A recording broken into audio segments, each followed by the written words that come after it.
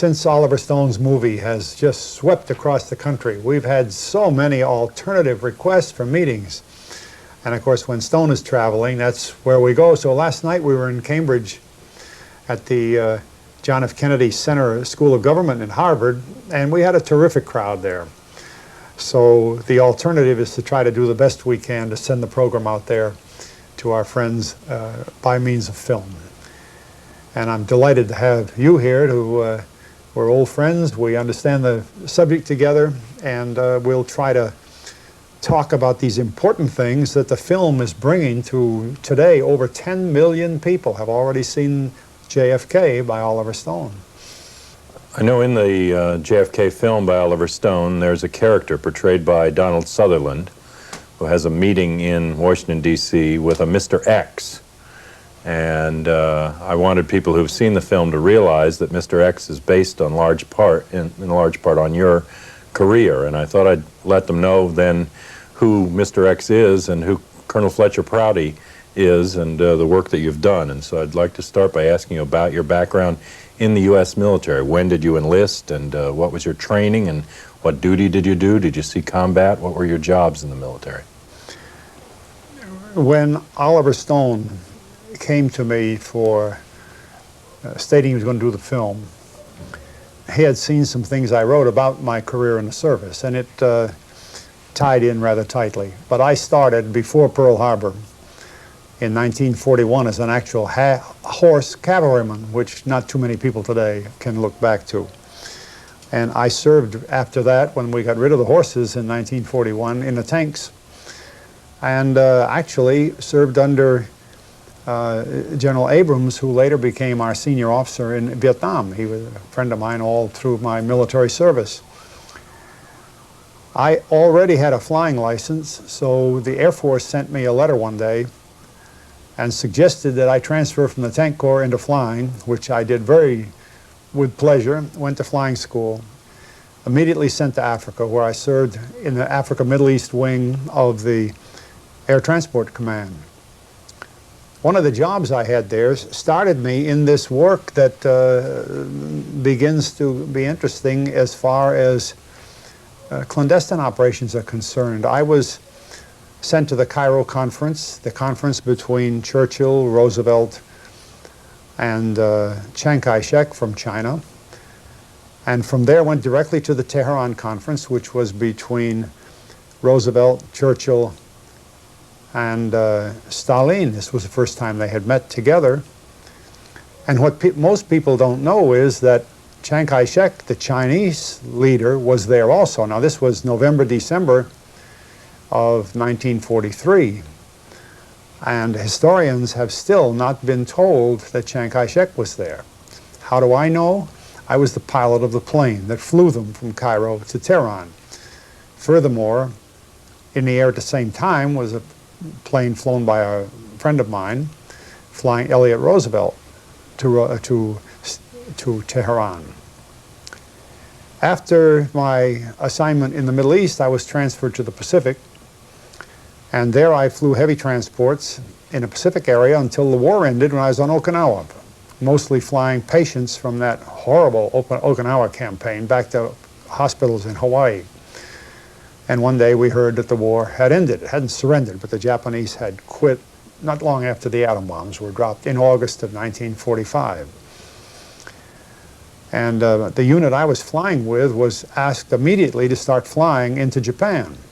The only air base we had not bombed, anticipating that we might need one when we went in there, was at Atsugi.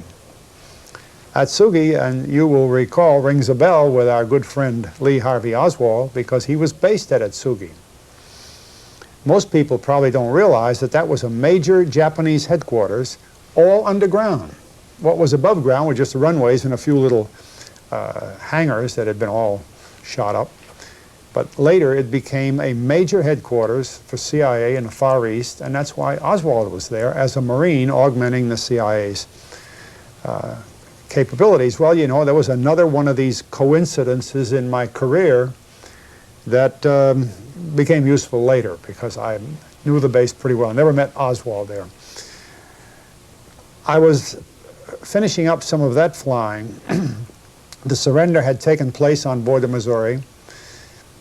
And I went back to Okinawa after one flight, and some of my men needed uniforms, so I went down the harbor.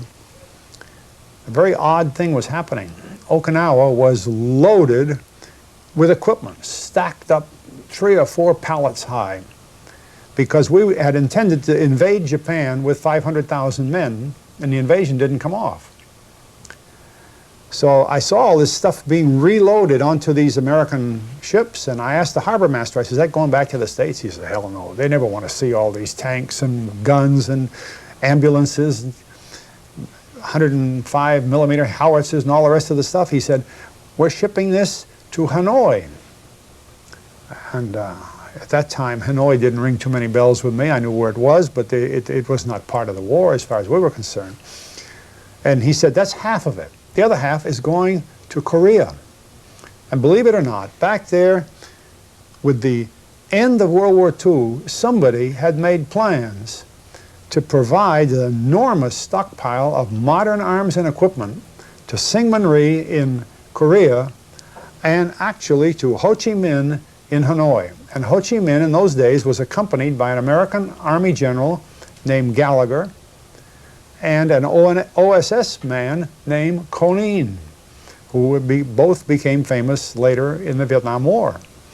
So you see, acting as no more than an ordinary pilot doing my job, but getting some rather unusual assignments, you begin to acquire a little information that doesn't show up in history books. Who was it that ever, looking ahead that far, ordered the movement of that enormous stockpile of equipment, specifically to Seoul, Korea, and to Hanoi in Vietnam?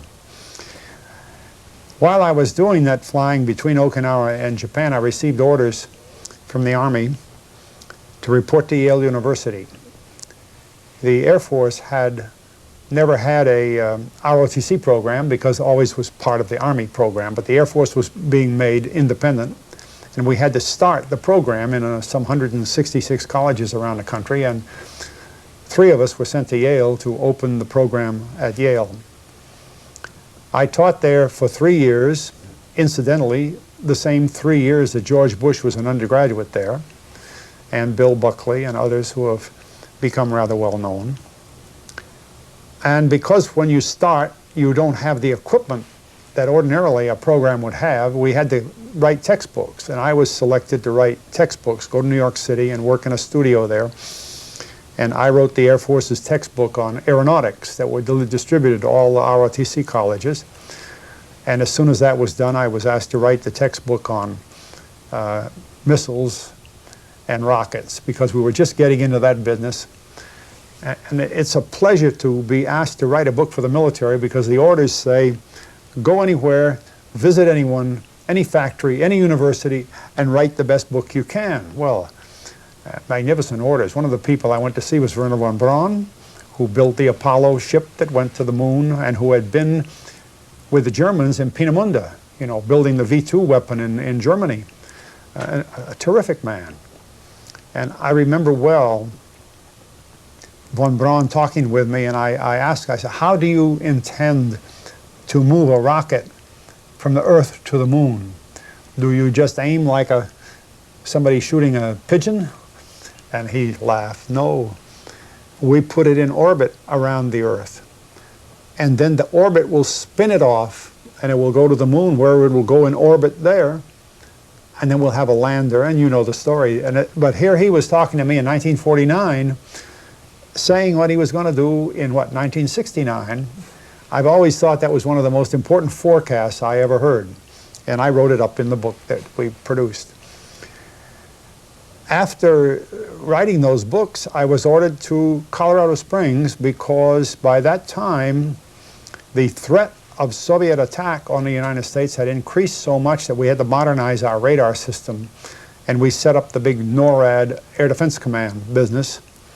And I stayed there for a year when the Korean War broke out, and I was transferred then to Tokyo, went back there, and I became the manager of the Tokyo International Airport, because while we were, as an occupation force in Japan, We ran the country, and the Japanese were trying to rebuild after the horrible war. I never saw anything worse than Tokyo at the end of the war. It was so bad you could walk on a street and look across blocks of Tokyo and see nothing that would interfere with the trolley cars driving down the street. Even the ruins of the buildings were flat on the ground.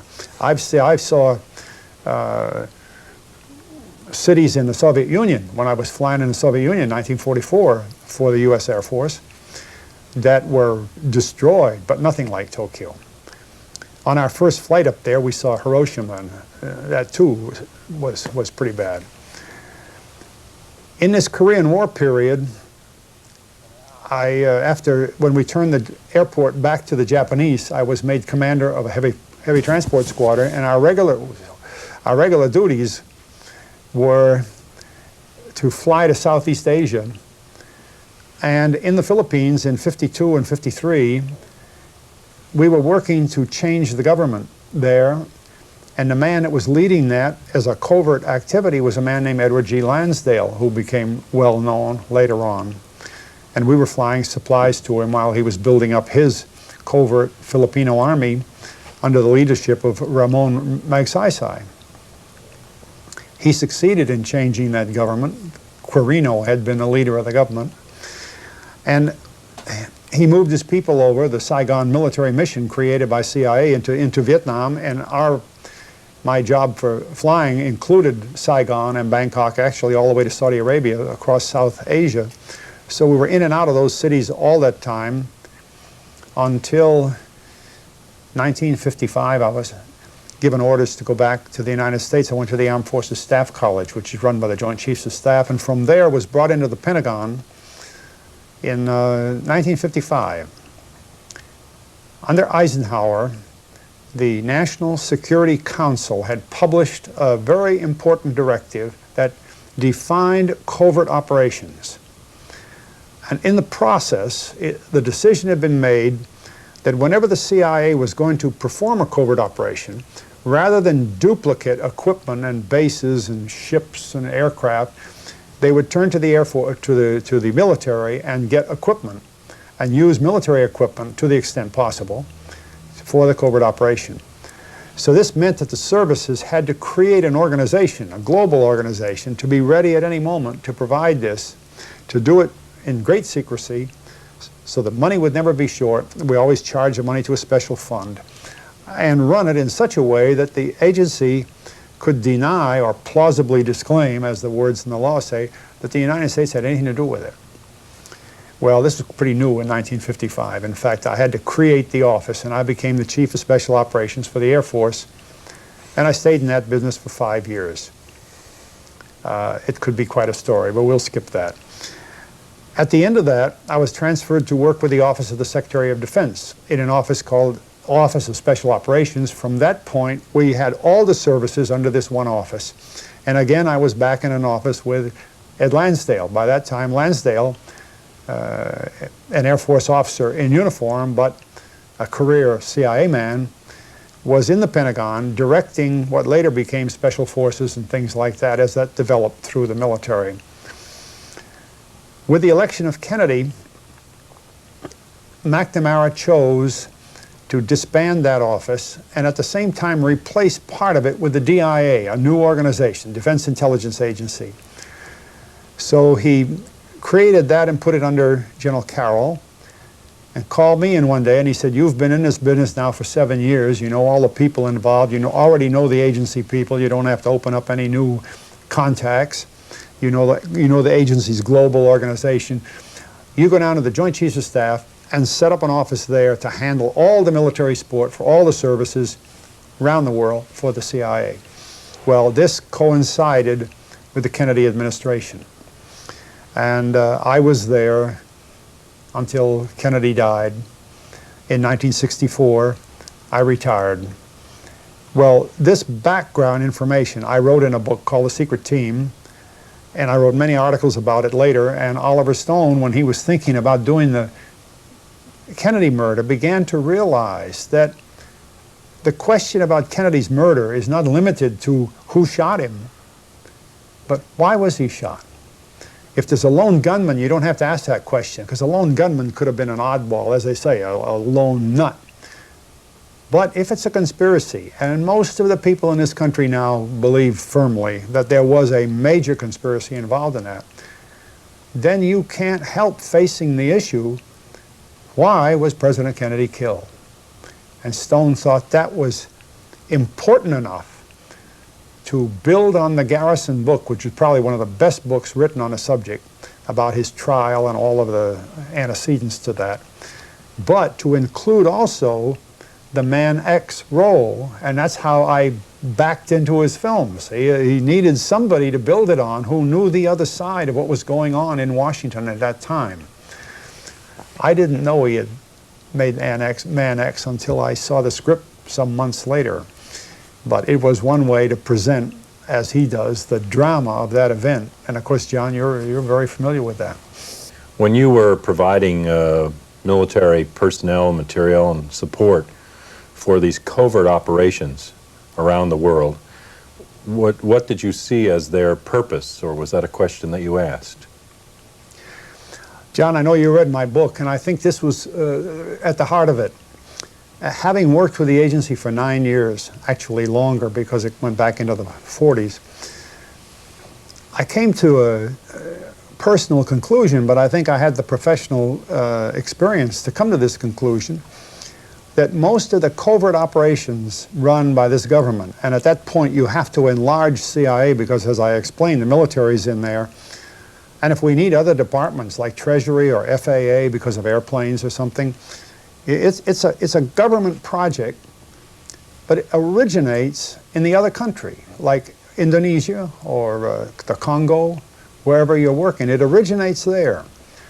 And that the covert operation really is a reaction to something learned in the foreign country. It's very important philosophically because you can't say really that it was a United States government plan.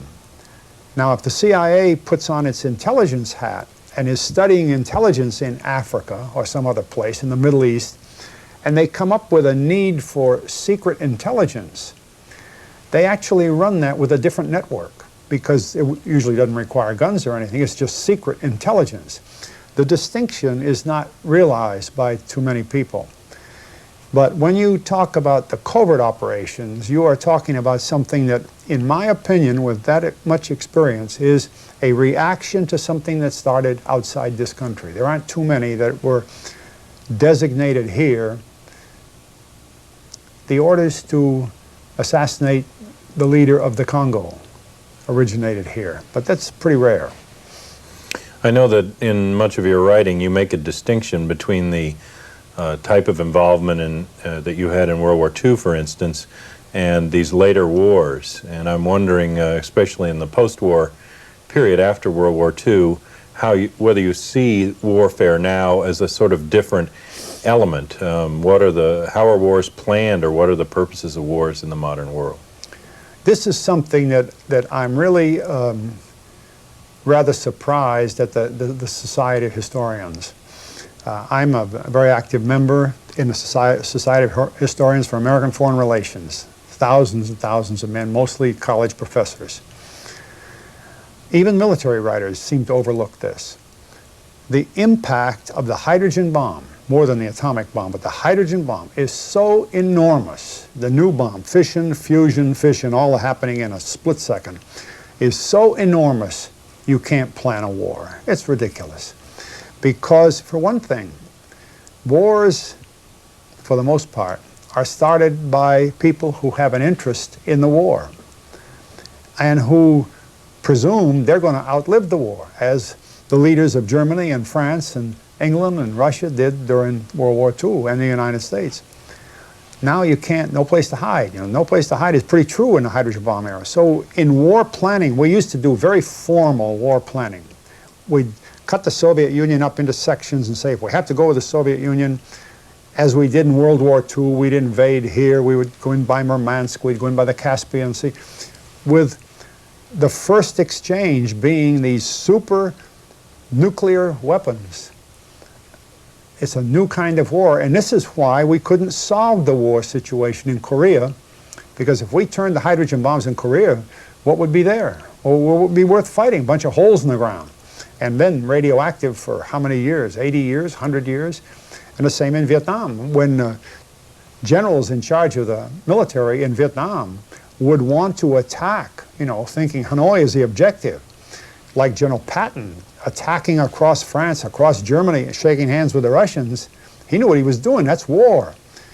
But in Vietnam, the generals were told, you hold that area and you don't attack, you don't use nuclear weapons. We're not going into that super war business. This is the problem today, and this is what puts the emphasis on the covert wars. They're trying to find a new kind of thing by the attack in Panama, Grenada, Iraq. But just look back. I mean, what did they accomplish? You know, you can destroy people and you can destroy cities. But now, what did it accomplish, really? So your question is very basic, and it shows why this government and other governments are emphasizing the requirement for covert activities. I know you've worked more recently on a book specifically about the Vietnam War called The Saigon Solution. And I know that you knew many of the people through your work in these support capacities that were part of the carrying out that war. And I thought you might want to talk a little bit about why you felt Vietnam began and how Vietnam ended.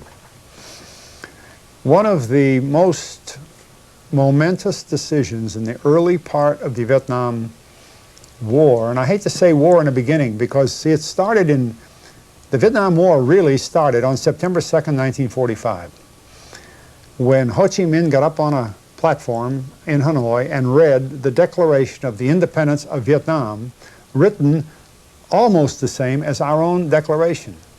And on one side was a U.S. Army Major General named Gallagher, and on the other side, as I said earlier, an OSS man named Conin. And we're supplying his weapons. But the objective then was to round up the Japanese and get the Japanese residual, the remaining forces, out of Vietnam.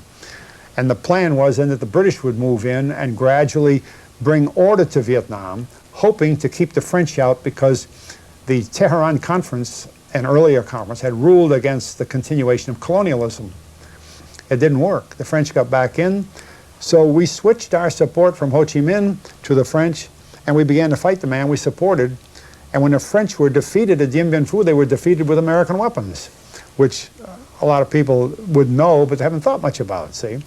So the decisions to do this were done covertly, and the CIA brought people in what was called the Saigon Military Mission.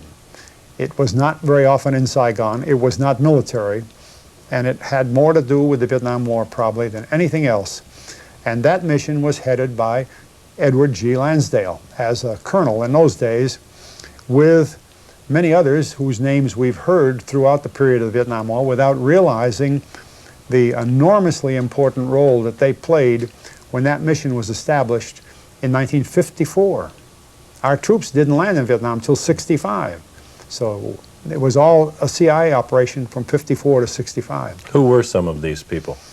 Well, his closest man, of course, was Conin, and then Bohannon. Bohannon was an Army officer, I believe in those days, Lieutenant Colonel. And Arthur Arundel, but he was on what we would call the psychological warfare, the civil affairs psychological warfare side. Rufus Phillips, Michael Hand, and some of these names we've heard. Michael Hand, for instance, years later, kind of left the CIA and with an Australian named Frank Nugan, started the Nugan Hand Bank. So much money was being made illegally in Vietnam. It couldn't all be sent home, so they had to put it somewhere. They put it in this Australian bank. The bank had over $1 billion when the United States had only about $15 billion banks in the country. And here this bank just grew up out of Vietnam with $1 billion. Well, the man running it then, half of it anyway, was Michael Hand.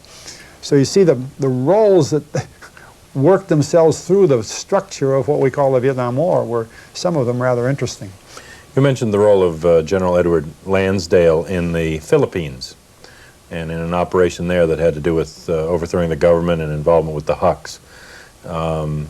These people, I assume, were also key characters in other similar operations like the Bay of Pigs. Yes. When the Bay of Pigs was being planned, one of the biggest problems was to try to stay within the Cuban exile community, but there were no trained leaders within that community that we could trust the leadership work to. Manuel Artima was probably as close as we came to a real good military leader. So the agency, using Lansdale's contacts, brought people in from around the world, but a good number of them from Manila, like Valeriano was actually Magsaysay's deputy when he was president of the Philippines for special forces type work, or they call civil action work. He came over and helped work on the Bay of Pigs program along with others. The Bay of Pigs program was really a lot more involved than we ever got a chance to see because of the unfortunate failure to do it properly. It had been pretty well carried out, and the air support was a function, and I mean more or less just the air transport, air paradrop support, not military type, was a function of the CIA's big proprietary airline known as CAT, or Civil Air Transport, or the Pacific Corporation. Things like that. Their forces were all brought in for this. We created a special modification of the B-26 bomber for the Bay of Pigs operation. And had we been able to use it there, it would have done a most effective job. I know some of the people like Richard Bissell and Charles Cabell and Alan Dulles seem to follow through that history as well as later into Vietnam. People like Lou Conine, who you've mentioned. Mm-hmm. These were all in a circle either above or below Lansdale's position. Who was calling the shots in this group? This is interesting. In covert activities, you develop the skills of people by function, not by geography. In the intelligence business, you try to keep people on a certain section of the map so that they know the geography, so they know the political situation, the economic situation. But in covert activities, it's not unusual to be using a man in the Congo and his team, trained team, and even if it involves other nationals. We use, for instance, Polish exiles widely. And you work them into teams, and then when you have the Indonesian rebellion, you move some of the same people in. Frank Wisner, the old OSS hand who was in Bucharest in Romania during World War II, became the leader of the Indonesian program. So your observation is correct, and Lansdale, of course, being really the legendary prime man in this business, was involved in many of these things, especially in the Pacific area. This work included, I assume, also assassinations of government leaders or particular individuals. When did you begin to think that the assassination of President Kennedy might have fit this same mold? I had known through experience that assassinations were called for in certain activities, usually as a fallback. Not, you know, if you can talk a guy into leaving, you do it. But if it doesn't work, or if the other people in the country can't work with the man, even in a compromised situation, the decision is made that there must be an assassination. And during the 1976 hearings under the Church Committee in the Senate, this was finally revealed, even though the agency tried to overlook the situation. It never hit me more strongly than early in Kennedy's administration, when a major general that I knew very well, Air Force officer, came back from a meeting in the White House. And as he went by the door of my office, which was just across the hall from his, he said, "Prouty, go down to personnel and get me retirement papers right now." So I went down to personnel, got him retirement papers. Here was a man that might have been Chief of Staff of the Air Force, a very well-known general. So as I brought the papers in, "What's the matter, General?" He said, "I can't agree with it." He said, "We're sitting in the White House, we're talking about a certain program." He said, "The man that they're talking about is as anti-communist as anyone in the world, although they have certain arguments against this man, and they're going to remove him. And they can't remove him peacefully, he won't go. They're going to kill him." He said, I'm quitting. I won't go through this. And he walked out of the Air Force that afternoon. Well, obviously, that was a lesson to me because I had not been personally in that kind of situation. Although I had provided aircraft for teams that were going for these jobs, I didn't ever see it that close as when that man told me what they had decided. Next morning, I read in the paper that the man was dead, the man, the head of the country. Put it together, you know all you need to know about assassinations. Did you have a sense at the time that you resigned in 1964 that the murder of Kennedy was suspicious in some way? By that time, in fact, within days, I was positive of it. There were so many things not done. The secret of an assassination plan is to remove the protection. If you've been living in a neighborhood where you think having a big German Shepherd dog is necessary for your safety, and if that dog is gone, somebody come in the house because the dog's gone. They won't come when the dog's there. See, if you remove the protection, you're going to have somebody assassinated. And it was evident in the area of Dallas that the Secret Service coverage either didn't exist, was at a minimum, and that the normal military augmentation of Secret Service coverage had not even taken place. And although I happened to be in New Zealand on the day President Kennedy was killed, and I was having breakfast with a congressman from the United States, we heard on the radio that the president was shot dead. And as soon as we could, we went out on the street and bought a newspaper from a man selling extras. And I saw a picture on the front page of the paper of that Texas school book building, which I'm sure had to have been taken, you know, right away and photocopied and sent around the world. And windows were open. And I turned to the congressman and said, you know, something is seriously wrong. The Secret Service closes windows. The military, you have plenty of people, close the windows and put stickers on them. Don't open the window till the president goes by. And then you put a man outside with a radio and he looks at the building, just a glance at the building. He knows the windows are closed, so everything's all right. But if a window opens, he gets on the radio, there's a man up on a roof with a sniper gun watching, and other men come through the hall, go and see why the window was open and shut it. I mean, that's protection. You want to keep the president alive. You're not going to take the bubble top off his car. You're not going to put him in a car that isn't armored. The Secret Service didn't use an armored car. If the bubble had been on it anyway, it was nothing. It wouldn't have stopped bullet. J. Edgar Hoover made a report to Johnson on that. He said that bubble top, whether it was on or not, didn't make any difference. It was worthless. He said, I wouldn't ride in that car across the street. So we noticed immediately, just being off in New Zealand in this paper, things that when I got back to Washington, I found out there's no way in the world that the president had been protected properly.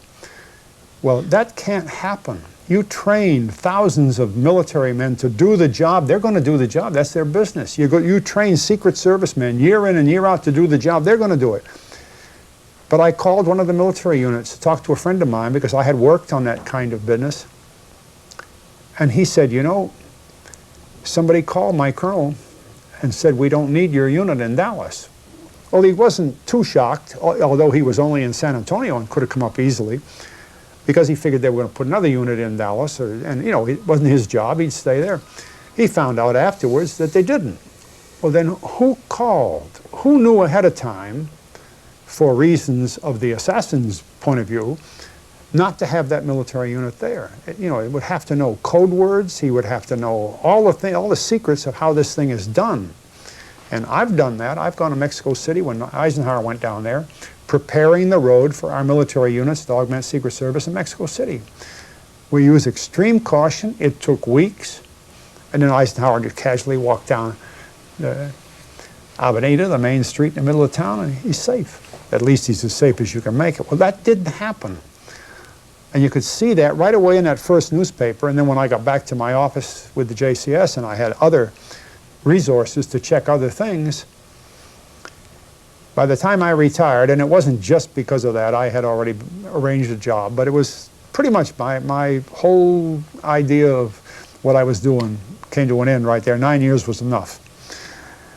And I had no doubts that the murder was a carefully planned job and that Oswald was a patsy, no question about it. And that the murderers were professionals that I knew existed, because Lyndon Johnson himself, before he died, said, "We operate a murder incorporated," meaning we operate people who can murder, but incorporated. That means in perpetuity. A business that is incorporated means perpetual. He further said, "I believe there was a conspiracy," and he said, "I believe that Oswald did not do it himself." Those are printed words that are available. Anybody wants to go to the library. So, you know, there were no doubts in my mind, and I think thousands of other people could see that also. I know in my own research I noticed similar things. For instance, the decision to take the double turn from Main Street to Houston and Elm that slowed the car down considerably, and the completely wrong reaction of the Secret Service driver on hearing the first of the gunfire to hit the brake instead of the gas, making it possible for an assassin to take a closer aim rather than both those things slowed the car down and made the assassination an easier hit or more possible. And there were other indications that direction, but beyond that, many unusual things happened that day, November 22nd, at levels even above the planning in Dealey Plaza, that led me to think that this had to have been orchestrated in a military fashion, as a coup d'etat, on the highest level. You know the story well about my mother and the Pentagon, knowing that the plans about Vietnam were reversed immediately. I also, in my work with enlisted people during the Vietnam War, talked to Strategic Air Command bomber pilots at Wright-Patterson Air Force Base who were in the air that hour, and told me that when they heard the news that Kennedy had been shot, they raced for their code books, the books and special lockers that link them to the cryptic codes from the White House, command rooms, or the different command and control centers, or the president himself, that would have allowed them to participate in a nuclear or national emergency response. In each of the planes in the air that hour, they told me no code books were to be had. The lockers were empty. That's reported also for Air Force One by Pierre Salinger. We have reports that the entire communication grid in the federal offices went down for a period of an hour and a half to 2 hours at the time Kennedy was shot. And I wondered if your work and looking at it from your angle, you saw things that made you feel that this had to have been more than just the security being withdrawn, but an operation planned at the top. Well, you know, I think I've told you, John, I was aware of your mother's role, that the work she did was just not too far down the hall from where I worked. I didn't know her, but you know, we knew that they were doing that planning, because every time something would change in the war planning, it was reflected in the Joint Chiefs of Staff, of course. And we knew there were changes because Kennedy was telling people to come home, and all of a sudden the word went out to build a force up. Something changed drastically. And the other side of it is, I have never been able to find out why, or to even find a rational idea in my own mind, why the Kennedy cabinet was on the way to Tokyo at the time he was killed. I don't know of any time when most of the cabinet for any president was going any further than across the river. You know, here they all were on an airplane on the way from Honolulu to Tokyo when they hear about the president being shot. That's quite unusual. Or even the little line in the Pentagon Papers that says so much. Ambassador Lodge, who had come from Saigon to the meeting in Honolulu before a large staff, which was a customary thing, including these cabinet officers, then it said, on the 22nd of November, Ambassador Lodge flew to Washington to speak to the president. Didn't say which president, because by the time they wrote the Pentagon Papers, they knew President Kennedy had died. Why couldn't they find a little bit of space to put in President Johnson, because that's the day Kennedy died, or they go on for pages after that, never mention Kennedy's name, although it was as though, I mean, why are people playing with the record like that? See, or why are they playing with the protection system in Dallas? And what's motivating the Strategic Air Command to do what it did? If people want to say that Castro or the Mafia or Khrushchev or anybody had the power to do that sort of thing, they're really not thinking clearly about what this assassination was. It was a major, controlled coup d'etat that was absolutely effective. Because if Oswald had any role at all, and he had been with the CIA, and I can tell you clearly that a Marine assigned to Atsugi was a selected CIA man. A Marine that can get out of his service and go to Russia and live for 18 months and then go back to the American embassy and say, I've decided not to leave the country, I'm going to go back to the States, and they give him his passport, and then the money to go back with his wife and child came from the State Department. They paid his way back. I mean, you know, what's going on? So there is so much of a fabric of this assassination, as you're pointing out, that really the hardest thing for me to see is why the Warren Commission had the temerity to even publish that document. I mean, the Chief Justice of the Supreme Court is putting his name to a document that I can't believe he didn't know was wrong, along with all the others. It's just unbelievable. Where did that pressure come from? How do you tell a Supreme Court Justice what he's going to do? You can't do it by walking into the court with a staff of lawyers. He'll tell you what to do. Well, my mother, who was in the Deputy Chief of Staff's Office for Personnel, was planning manpower analysis and national draft call figures 5 years in advance, and knew that there were plans to withdraw the troops from Vietnam. And I know that you were in meetings in that period, at the end of the Kennedy administration, where those plans were being discussed, and that there were national security memoranda developed about it. There's quite a bit of controversy now in the press, and many claims that this is a sort of absurd motive that Stone has given, or a fanciful idea. And I wondered if you could speak to whether or not you feel, from your experience there and what evidence you had at the time, that in fact Kennedy would have pulled out of Vietnam entirely. This has been one of the surprises of my work with the film. You see, I was familiar with this National Security Action Memorandum number 263, which was dated October 11th, 1963. The principal finding of that memorandum was that Kennedy was going to bring all U.S. personnel, didn't say military, didn't say CIA, didn't say State Department, all U.S. personnel out of Vietnam by the end of '55. The next day, the World Around printed U.S. Stars and Stripes paper that's for the military, that was a headline, all Americans out by '65. You know, it was not a secret. It wasn't casual. It was a major importance. And yet, some of these writers who have attacked Stone for the veracity of his film ought to know better. It's a public document. But more than that, I have a government printing office book, and of course I have my own records too, because I was working on these papers, that was printed in 1991, current, and it shows clearly in the period from August to November 1963 that there were more than 50 meetings that were attended by Kennedy, Rusk, McNamara, and Maxwell Taylor. Sometimes Kennedy might not have been there, but then he'd be represented by either Bundy or somebody else like that. And my boss. My boss is referenced in every one of those meetings, General Krulak.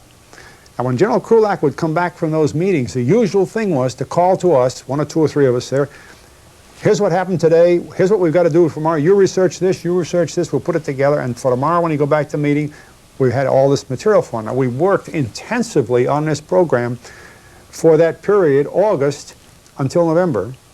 It was not a casual program. We had access, in my part, I had access to CIA. The other part of the staff had access to NSA. We had access to the money crowd. We would be up on Congress on Capitol Hill. It was a completely controlled effort by the president. He sat there running these committees. It was not some thing held like the Iran-Contra hearings by somebody brought in for the job. The president was running. So anybody that wants to say that the film overemphasizes the significance of that paper and Kennedy's intent thoroughly to get Americans out of Vietnam, it doesn't understand history. And he didn't say he was going to leave Vietnam high and dry. There's more to it. He said he was going to build Vietnamese forces. He was going to supply them with what they needed. He was going to pump money into Vietnam, but not American troops. And in 1963, for those who haven't looked at their history carefully, no American military people were operating in Vietnam under military commanders. They were all assigned to a structure that was under CIA operational control. Now, there's a big difference between American troops under CIA control or troops under their own commanders. They didn't have that situation, a real wartime situation, until the invasion in early 1965, after Johnson had completely turned Kennedy's plans around. So the importance of that document is enormous, but it wasn't the original one. It started back in 1961 in July with another document, number 55, that I won't go into, but historians should, because they can't understand how this other document came unless you know that for 2 years that planning was going on, and it would have continued on into after Kennedy's re-election into his second term. We'd have been out of Vietnam. There wouldn't have been a war in Vietnam. That turnaround that Johnson presided over, I know, was at least at the planning stage by the Monday following the Kennedy assassination, when my mother was given figures by the Joint Chiefs to plan for a 10-year war and 57,000 dead. Ahead of time. Yes. You know, that was on November 25th, 1963. She was given those figures. They were accurate, weren't they? Yes. The planning for how many? 10-year war and 57,000 dead, right on target. We had, what did we lost 58,000 men. Yes, 57.5 or 58. It's amazing, see? And so it wasn't, I think, just a reversal of policy. It was really a leap forward, a complete conceptual change, it seems to me, in the way the war would be carried out. There was a document in draft form, written, strangely enough, on November 21st of 1963. And the draft form of the document that President Johnson signed on the 26th of November is called National Security Action Number 273. But the draft is interesting because there doesn't seem to be in the government documents any of the detail that we have on the 263. This just appeared by itself. They claim as a result of this Honolulu conference that was so strange. And yet there's a major change in the philosophy of the Kennedy Papers as it sort of swings over into the Johnson era. But that was written before Kennedy died. It was dated November 21st. It was just a draft, but it was dated November 21st. Mr. Bundy, who was in the White House at that time, sent that draft, and he may have been the originator of that draft according to what we hear, to his brother, William Bundy, who was in the Defense Department with us, with the note on it that, I have worked on this, would you read it, see what you think about it, and show it to McNamara? Well, the interesting thing is, if you read Arthur Schlesinger or any of the others who were involved in this Honolulu conference, that McGeorge Bundy, the author of the draft, and Mr. McNamara came back from Honolulu on the same plane, flying practically all day, although Schlesinger says they left at night, well, you know, flying together for many, many hours on the plane. What was to stop Mr. Bundy from showing it to Mr. McNamara while they were flying? They were right there together. So there's enough there to present the feeling that somehow somebody knew things were going to change within the next couple of days. It's like Lodge's trip to talk with the president. Which president? See, these are fascinating little details from the manpower viewpoint of your mother's work to these others, and none of them have been answered. None are adequately answered. Do you have a sense, you mentioned Oswald and his defection to the Soviet Union and strange circumstances under which he would return. Do you have a sense from your work in support of the intelligence community how a patsy like this could be set up?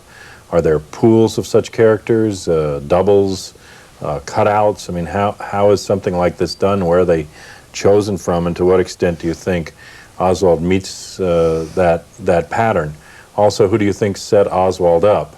In my work, the role of George de Mohrenschildt, Ruth and Michael Payne, who are depicted as the Williams in Stone's movie, were central to moving Oswald in Dallas, who he knew, where he went. All the jobs that Oswald had seemed to have intelligence connections, and he seemed to be somebody that just was taking orders until he got to the position where he realized where the orders were leading him. I have no difficulty in seeing Oswald through his brief career as a CIA man, from his Marine work to going to Russia, coming back to Dallas, where instead of meeting Marxist Russians, he met de Mohrenschildt and these other throwback to the White Russians, you know, the anti-Marxist and why did that community pick him up if he had proclaimed himself a Marxist? And then this unusual occurrence that he was just happened to have this job in the school depository building only 2 weeks before the president's car was set to go by. That's the typical leading role that you use an agent for. You move him into things so that when something is needed. Why did he work with a photography company that was doing highly classified Army photography work? How did he get into those things if he wasn't right in the middle of intelligence work? I have no problem, and I mentioned Atsugi, no problem. He wouldn't have been at Atsugi if he wasn't in this kind of work. And then with the assassination, I would say that his role, he probably didn't know this, was to provide for the mechanics, 2 men or 3 men, the positioning they needed for the little structural work they do before they fire their guns, like maybe the week before. And then like the old pirate, after he's raided the ship, he goes and buries his gold on a desert island, and he has these people dig a big deep hole and throw the gold in there. What does he do first? He shoots them, drops them in with the gold, and then nobody tells where the gold is, see? So you have to get rid of Oswald, not because he was a killer of Kennedy. That wasn't what Ruby's job was, to keep his mouth quiet. That's a little fantasy, but how else could his role have come around to that? And it fits the pattern because the mechanics are not from this country, and they need somebody that can get them into the Daltex building, the depository building, up on a grassy knoll, or wherever they were. You know, they can't do that by themselves. They can't ask a policeman for the help. And that man is going to be removed. That's where the patsy comes in.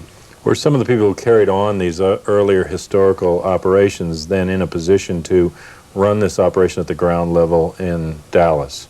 Who was in Dealey Plaza? Yeah, you would never know because the coding won't permit face-to-face.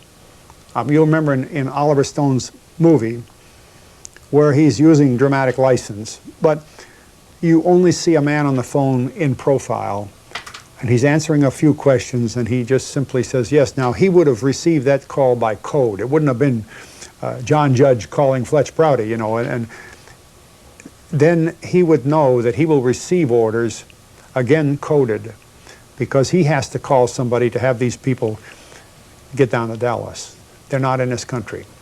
Well, when you do that, I mean, there is no way you are ever going to run it backwards. And I don't care if they release all the files that have ever been buried, they aren't going to reveal that because it's gone.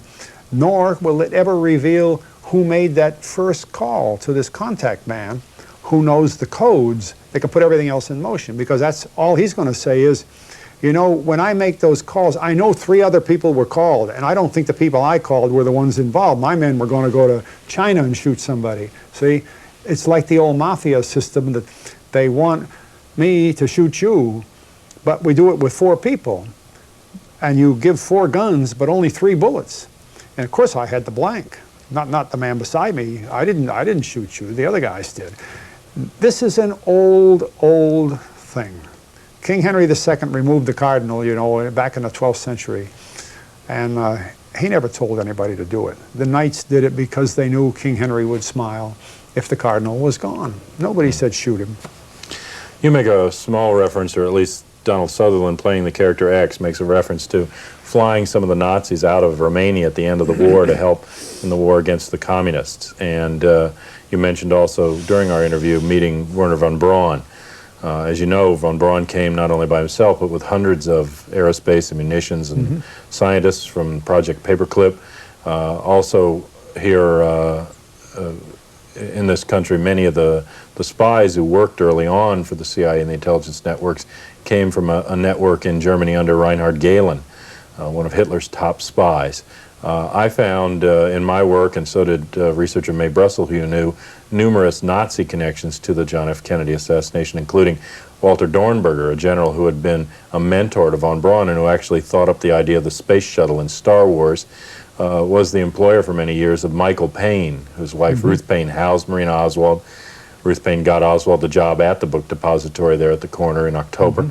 And in addition to that, de Mohrenschildt had ties in his long family history to the Nazis.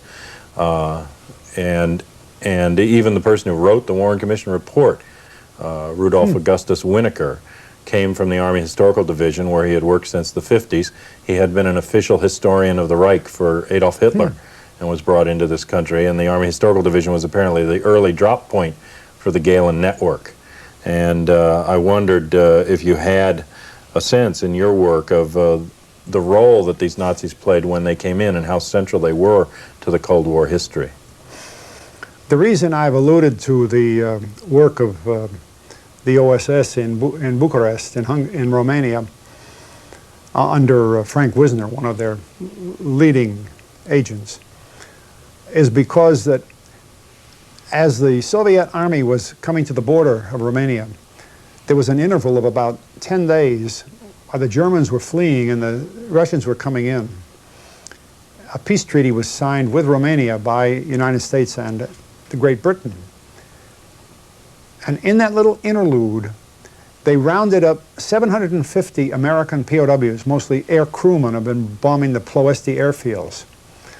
And I received a call from General Giles in Cairo to set up about 35, 40 aircraft to go to a little remote field in Syria where a freight train would come by.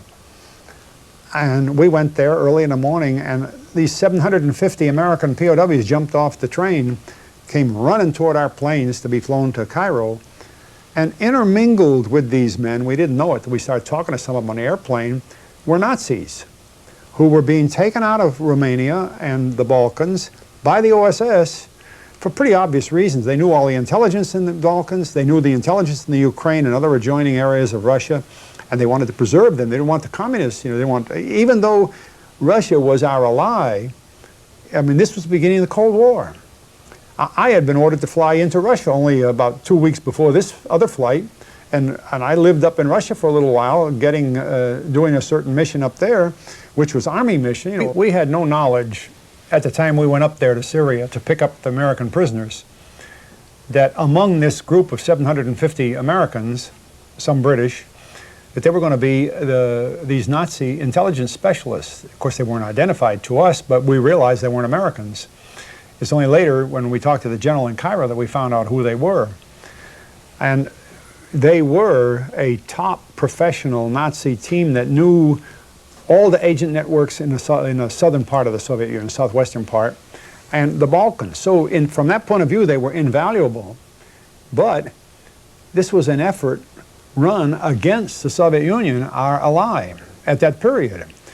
And I believe that probably this is the first step on record of a Cold War move of major importance. You talked about General Gehlen. The agreements made with Gehlen were made actually before the war ended. He had made a deal with certain American intelligence people, General Seibert for one, that he would lay low, bury his files, and surrender as soon as possible, rather than draw attention to himself on the Nazi side. And Gehlen, of course, was Hitler's prime intelligence general, a terrific prisoner for us to gain. But the object of this was basic to setting up the Cold War material, you see, because Gehlen's intelligence information accounted for the rest of the western part of the Soviet Union and all of Eastern Europe. And the discussions with Gehlen that led to Gehlen were led by Allen Dulles, who was in Switzerland as the OSS senior officer in that area. And it's a very interesting thing, because Allen Dulles and his brother John Foster Dulles were with this large law firm in New York, Sullivan Cromwell. Sullivan Cromwell had offices throughout Germany, all through the 30s. And the Dulles brothers were very close to the Tyson Steel Works and I.G. Farben Company. In fact, interestingly enough, the agency's headquarters in Germany after the war was in Frankfurt, Germany, in the I.G. Farben building. You know, it just happened that way. Well, the Dulles contacts that people thought would be OSS intelligence work were actually the people he knew anyway as a result of his legal work in Germany while Hitler was running Germany. And if you'll recall the history, like many other American companies, even though World War II started, as far as England and France were concerned, and Holland and Belgium and all, and Poland had been attacked, the American companies did not close their offices. Union Bank from New York didn't close its offices in Germany, nor did the Sullivan Cromwell, until Pearl Harbor. And then they more or less had to. But then, through intelligence, they retained contacts. And evidence of this is rather interesting. Before the Germans surrendered, the foreign minister was a man named Count Schwerin von Krosigk. And von Krosigk, who knew about some of this undercover contact and wanted to save his own neck, made a speech in Berlin that is reported in the London Times of May 3rd, 1945, before the German surrender. The subject of that speech was the Iron Curtain. And when Winston Churchill, who at that time was not in the government, he had been voted out during I guess he was still then, no, the Potsdam Conference. I forget the dates, but anyway, Churchill read that in the Times. A little later, he wrote to Harry Truman. He had never met President Truman. And he started talking about how the communists were going to drop an iron curtain over Eastern Europe. He was using the same words and almost the same speech as the German foreign minister had. Now, the foreign minister's idea came from his OSS friends, and you see the Cold War began to roll. And by the time Churchill spoke in Missouri at Westminster College, everybody credited him with the invention of the Iron Curtain idea and the activities in Eastern Europe, because that fit the scenario of the developing Cold War. It wouldn't have gone over if he said, "Oh, I copied this from the Nazi general that gave, foreign minister that gave the speech." You see how the interlinking. Yes. And Frank Wisner then became one of the leading men in CIA, in the early CIA. Before the law created CIA, we had OPC. That was done to keep the records together during the interim between the end of OSS and the law making the CIA. Well, Wisner is the one who carried that through. So the linkage there, as you've just pointed out, was very important. I assume that the same Galen network, or the remnants of it, still existed by 1963 and may have been part of what was threatened when Kennedy said in October that he would splinter the CIA into 1,000 pieces. Galen, oddly, was brought to the United States by direction of Walter Beadle Smith, General Smith, who was Eisenhower's chief of staff. Smith became the ambassador to Russia immediately upon the end of the war, following Averell Harriman, who had been there all through the war. He flew Galen with all his files that he had buried to Washington, Andrews Field, and by special act of the U.S. Congress, General Galen of Nazi Germany was made an American general. He worked here for a while, was brought back to Germany in Frankfurt in the IG Farben building, and then from there, Adenauer, the new leader of Germany, of West Germany, moved him to Bonn, where he became the head of German intelligence, as he should have been, because a little awkward to have him be an American general. So he became the head of German intelligence for many, many years. All the time I was active, he was still there. I understood from 45 to 48, about 300 of his spies came in to work with CIA, and others came from the Nazi Quisling governments, the Belarusian government, the White Russian government sent about 300 people here to the United States that worked in Radio Free Europe and Radio America and Voice of America and these different You mentioned Walter Dornberger. Yes. Dornberger was von Braun's boss at Peenemünde, one of the greatest rocket scientists that's ever lived. And when I was writing this book I referred to for the ROTC program, I went to Buffalo, where Dornberger had offices in the Bell Corporation, and I interviewed him at length on their rocket program, because we had nothing like it in the United States, and I had to go to the best source, so the Air Force told me to go see Dornberger.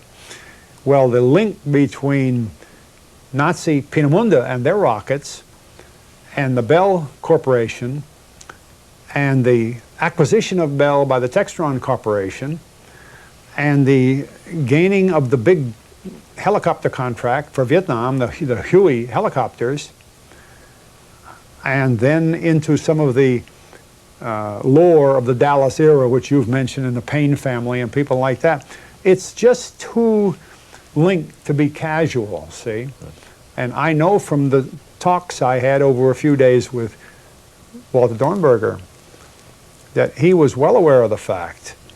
In fact, he told me that he was trying to help Bell get ahead with jet engines. That was new in those days. And he did. Bell had a fine jet airplane for a while. But they moved quickly into helicopters where there was a big opening. And it was because of Dornberger's experience and his relationship with von Braun and the people who had brought him out of Germany. Yeah. And later we had a more or less formal program within the structure that I was working in called deepwater flights. We flew thousands of Germans from CIA's airbase in Wiesbaden to Andrews Field in the United States. There's a book out called Blowback that tells the story, but thousands of them. Many were technical experts, and we needed the technical experts and so on, but this is what tended to heat up the Cold War so fast. I always thought it was significant that both Allen Dulles, who you mentioned in terms of the plans for the secret surrender of Galen after the war, and the High Commissioner of Germany, the Allied High Commissioner after the war, John J. McCloy, who worked with Sullivan and Cromwell and was a Rockefeller banker for many years, sat on the Warren Commission. McCloy was responsible for pardoning many of the key Nazis at the time of the Nuremberg trials. Another key figure in this scenario, I think, is Leon Jaworski, who worked for the Army at the Nuremberg trials, I believe undermined the prosecution of the Nazis at those trials, came back, left there and worked for International Red Cross Rescue Division, which provided the Glossenspiel, the phony IDs for some of the rat line Nazis and the movement of Nazis out of Germany under false ID or to hide them in the DP camps. And he later worked for a CIA conduit fund, the J.M. Anderson Fund in Dallas, and then suddenly shows up as the official liaison between the Dallas police and the Warren Commission investigation. And later on, of course, is the most trusted man in America when he handles the cover-up of both the Watergate and Koreagate interests. Well, in the Dallas area, ostensibly, I believe, to provide counsel to Oswald, who didn't live more than 48 hours. Interesting linkages. When you were at this level, I mean, I'm sure you got a sense of how things are done. You mentioned earlier that some disgruntled oil men or angry Cubans or mafia enemies of Kennedy could not have pulled off the job at the level it was done, nor have covered it up. To move beyond that level, could the Joint Chiefs of Staff or the Defense Intelligence Agency or the CIA or a renegade element in those groups have pulled off the job and covered it up, or does it go beyond that? The answer, of course, is not simple, but it's tucked away in facts that we all can think about. The Central Intelligence Agency is called an agency on purpose. Law makes it that, which means then it works for somebody. See, an agency doesn't work for itself. The Defense Department works for itself, but the agency works for others. The Defense Intelligence Agency, the National Security Agency, they used to all be under the office I worked in under General Erskine for the Secretary of Defense called the Office of Special Operations. We provided the linkage to CIA and to NSA. DIA didn't exist, but General Erskine is the creator of DIA. He wrote the thing. So you notice the A in the agency there means that higher authority can use the agency. And at that point, you learn pretty quick that higher authority doesn't necessarily wear a uniform or the pinstripe of State Department. It's higher. I remember during the war hearing that a close friend of Winston Churchill, Lord Denning, who somewhat like the Chief Justice here, would talk about Churchill in his, he knew Denning very well, in his just conversational talk, using the term high cabal. And he would turn to friends and say, you know, if Churchill is talking about a high cabal, what's up above there, see? But we live with that. We know that. And you've mentioned different companies that have been in General, like Sullivan Cromwell, and the links between I.G. Farben and General Electric had. But if you study those structures, the Brown and Harriman interests, they existed in Germany all through this period and only reluctantly closed down at the Pearl Harbor time, but the linkages remained. As soon as the war ended, they were right back in there again, you see. These are important to try to understand this because, in my point of view, the Kennedy family was oriented more to the European power structure than they were to Asia. And I think that had a lot to do with why Kennedy didn't want to get involved in Vietnam. He'd much rather see our money and our forces and our interests back in Asia, where his friends and his father's business friends, who were among the group in Brown and Harriman and so on, that's where they worked. I thought it was interesting that some of the founders of Brown and Harriman, as well, Averell Harriman and some of the key bankers that were linked to the Deutsche Bank and the money in Germany in those years were Skull and Bones graduates in Yale, and I believe it's 1909, along with Prescott Bush, George Bush's father. And he seems to have had financial and other ties with them going way back. Prescott Bush was running the Combine. In fact, I think for a while he ran Union Bank, which was part of that. And of course, it all goes back, in one respect, to the enormous wealth derived from the oil industry. And to understand that, you begin to see some of these other horizons, and we may want to talk about that one of these days, because if there is this much being done at the high cabal level, you have to believe that it is being done because of enormous amounts of money.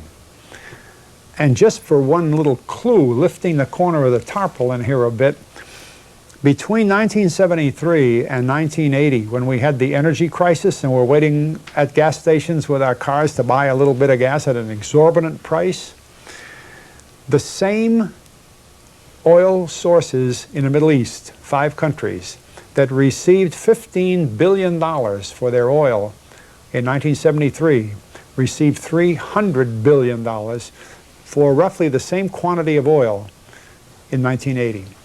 So it's so profitable. I mean, how can you think there isn't an interest in the oil business and their bankers and their lawyers and the collateral firms like the automobile industry and the aviation industry that run with it?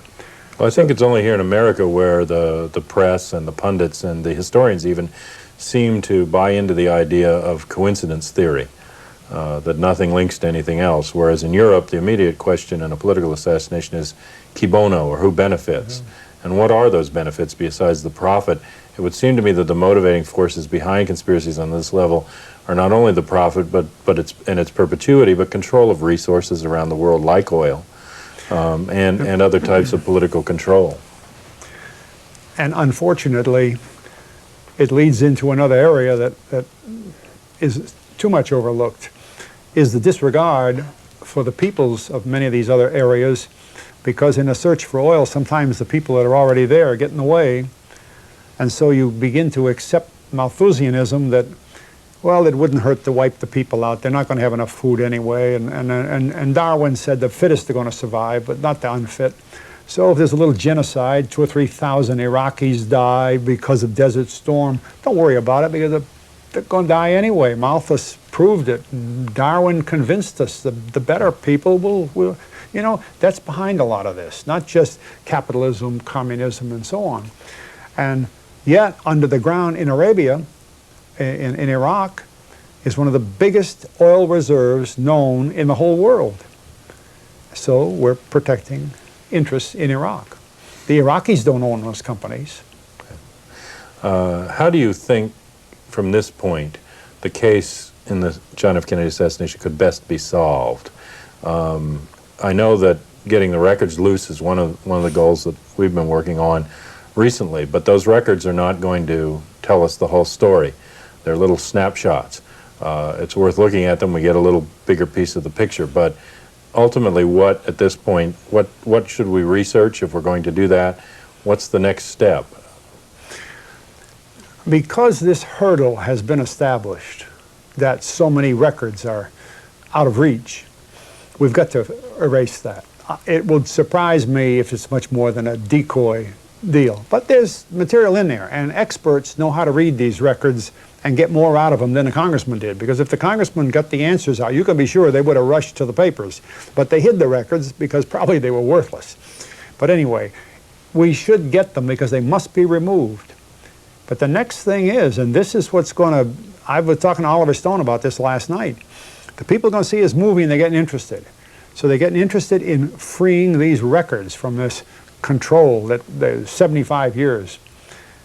But the next step is, if they're freed, and if the Warren Commission report is just demolished, and we know that Oswald was nothing but a patsy and so on, the American public is going to sit back and they're going to say, all right, now why was Kennedy killed? What really is behind this? That these records don't prove it, the Warren Commission didn't, you know, there was something more.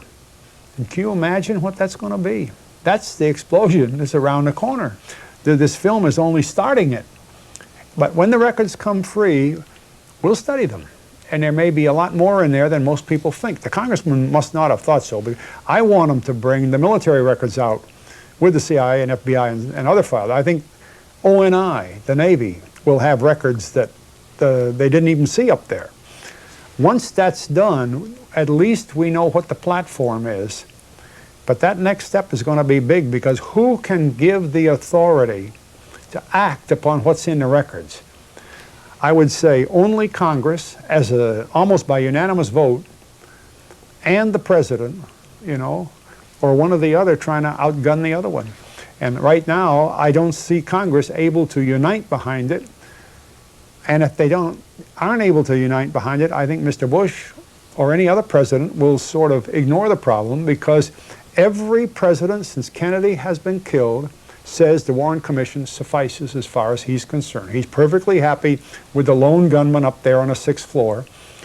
Give or take Lyndon Johnson's recanting of that a few months before he died, when he said, I believe in a conspiracy, Oswald didn't do it alone, and we operate Murder Incorporated. We murder perpetually. Now, I think that winds up the story at that point. We know that many of the witnesses, Penn Jones, the researcher, suggests maybe as many as 175 have died strangely or in violent circumstances. We know that much of the evidence has been destroyed or altered since the time of the Kennedy assassination. And we know that the phony autopsy that was done at Bethesda was an illegal autopsy under Texas law, and that the body should have never been removed.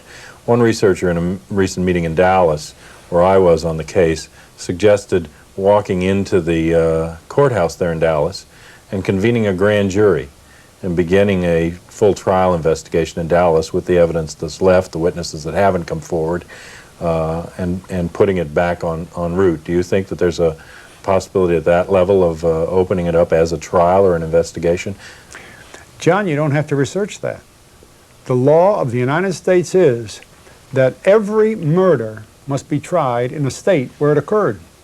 The state of Texas owes us a trial. You can have a trial against John Doe.